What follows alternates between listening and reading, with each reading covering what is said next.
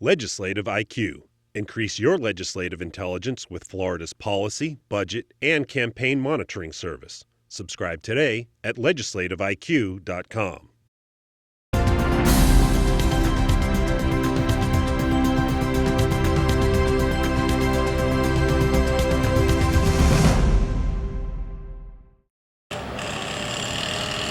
The utility crews were one street over, but Julie Konikoff still didn't have power more than 100 hours after Hermine hit Tallahassee. It's like a social experiment that needs to end. She doesn't like to focus on the negative, but it's frustrating.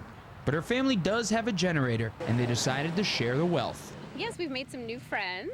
Yeah, everyone's just been hanging out and telling each other gossip about how the city doesn't have their act together. And while people are hot, both because of lack of air conditioning and over the city's response to the power outage, there are still strangers helping out. The family at this house put out chargers for anyone to power up their machines because half of the neighborhood was still dark. Here's the bagels. They're fresh. And even the governor got in on the act, handing out refreshments to line workers. And at Florida State Watering Hole Madison Social, students without any juice were welcomed all weekend to hang out. On Friday morning, there seemed to just be lots of young folks, students driving around that maybe didn't have power in their dorms, their apartments. Just about an hour before we opened, asking, do you have food? Do you have water?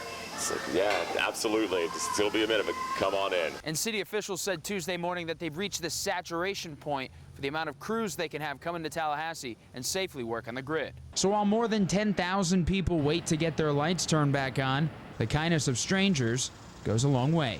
Reporting in Tallahassee, I'm Matt Gelka.